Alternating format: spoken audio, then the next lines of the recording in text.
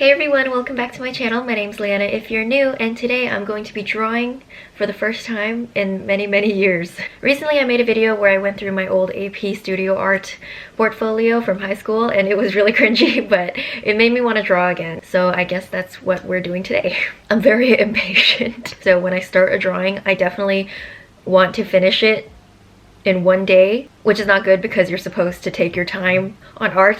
So this time I'm actually going to try to draw something over the course of a couple days and we'll see how that turns out. So this is what I'm going to be drawing. This is my reference photo. This is a picture of Ellen V. Laura. I don't know if I'm pronouncing her name right. She's my favorite Instagram influencer and all her Instagram pictures are just amazing. I wish my Instagram feed could look like hers, but maybe one day. Also, yes, I will be using a mechanical pencil this entire time, and the reason is that I do not have any other pencils with me right now. So yeah, just gonna have to go with a mechanical pencil. Please don't be mad at me. I have no other choice. Okay, so let's get started. The first thing I'm gonna do is import the photo into Microsoft Paint, and there's going to be a little bit of math because I'm gonna make a grid. You'll see what I mean in a second. Okay, so I've split it into 4 columns. Now I'm going to split it horizontally. 1,546 pixels long. So I want each section to be perfect square. So each of these vertical lines have 310 pixels in between them.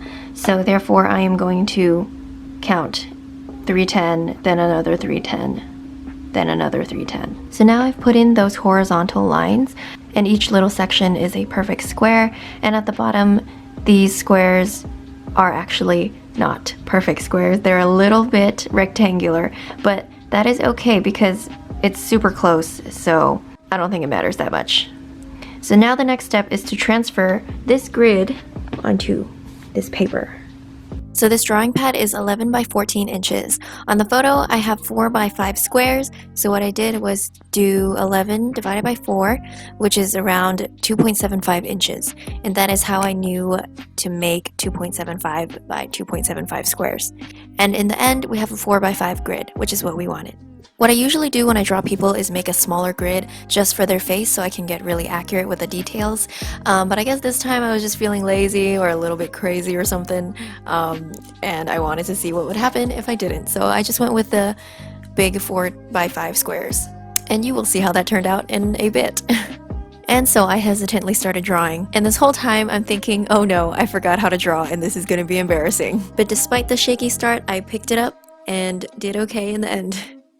Also, some of you may be thinking, a grid is definitely a way for people who don't know how to draw, and you are totally right. Not saying that real artists don't use grids, because I know some people do, but man, it has been my crutch for every single drawing that I've done. I don't know what I'd do without a grid. So I'm just lightly sketching everything. The purpose of this is to just get everything in the right place. None of these lines are final quite yet.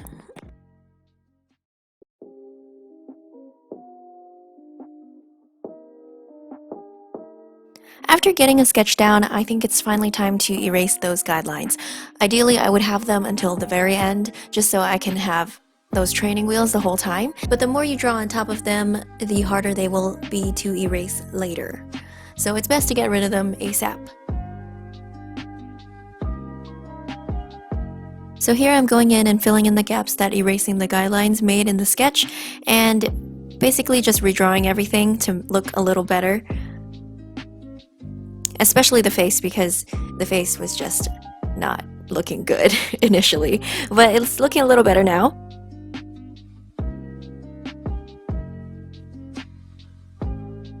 At this point I felt compelled to show you my little setup. I have a playlist, of course. Drawing is a great excuse to just turn off your brain for a little bit and listen to some music.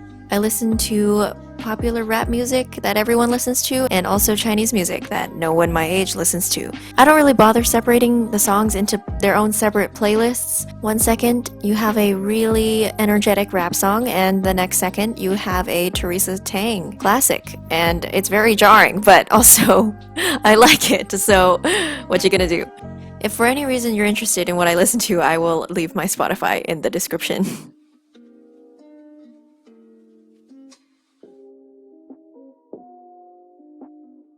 This is my favorite part of drawing faces, which is shading. I used to just leave the faces that I drew paper white, which is not realistic at all, and ever since I started shading, my drawings of people have looked much better. So I'm just gonna be quiet and let you watch this for the next couple minutes.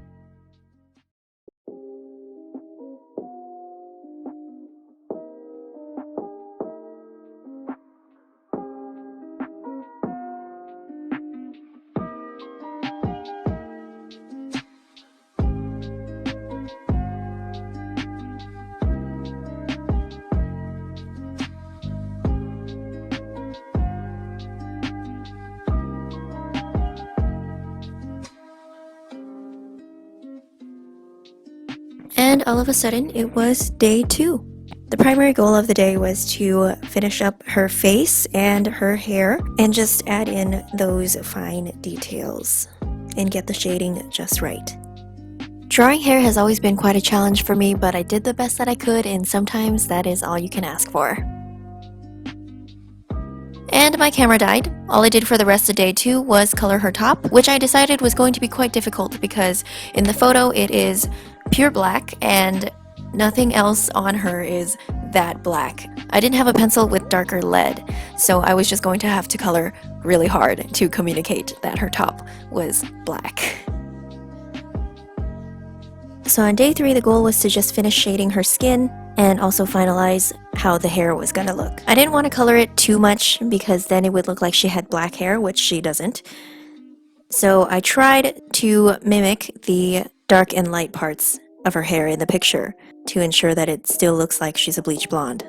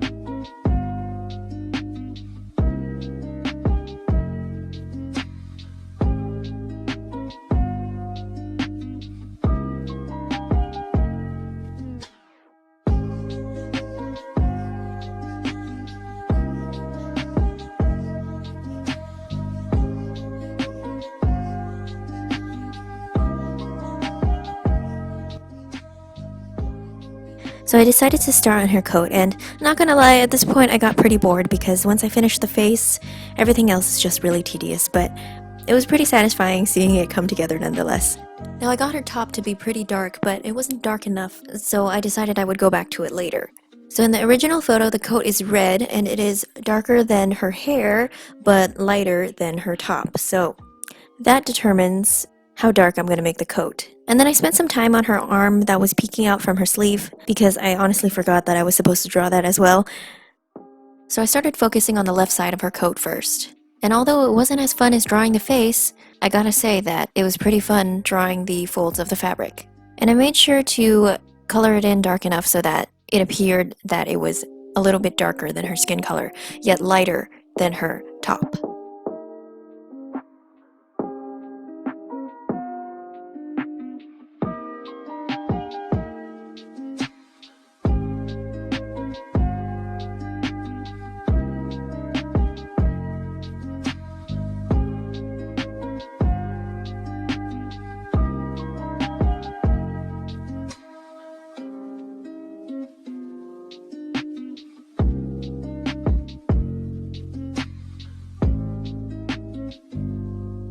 And then it was a new day, but then I forgot to say so with my fingers, so does that even count? On this day, I went back to her face and tried to make everything smoother overall, and then I just proceeded to mainly focus on her coat and added a bit more to her top. But as you can see, the paper's getting a little bit irritated, so I was wondering how much further I could push it.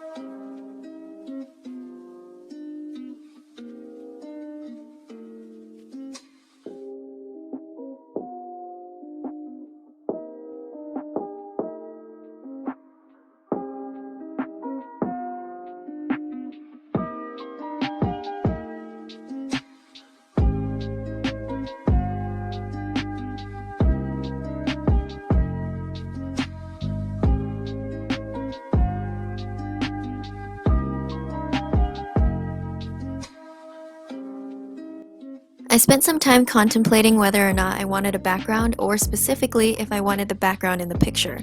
It was something that I ultimately decided was not worth trying to undertake. The background was so dark that I knew I would have to color really hard over a large surface area, and that would require too much effort. But at the same time, I wanted a background just so I could emphasize the whiteness of her hair and take away the harsh lines of her silhouette to make it look more realistic overall. So I opted for this ombre fade out effect, which was a disaster, but after several minutes or maybe even hours of tedious coloring, it ended up looking like this. I was able to achieve that effect of making her hair look lighter, but also severely damage the paper in the process. But hey, it didn't rip, so I think we're okay. So in the area that I colored the hardest, the paper is like a little bit ripply at this point. But I know this wouldn't have happened if I had the right pencils, and it probably would have ended up looking somewhat decent. But I'm glad that I gave it a shot, and it's not the worst thing, to be honest. So this is the final day that I'm going to be working on this drawing, and technically it's already done, but I figured it would be good to sleep on it and then look at it the next day. And it did help because I was feeling a lot more keen to coloring her top one more time after taking a break. So basically this day was just for fine-tuning and finishing it off.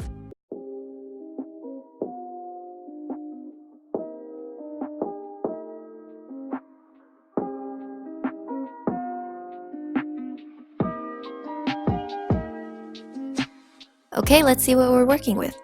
So as you can see, the paper is very ripply, very damaged, but as I mentioned, that can easily be avoided with the right pencils.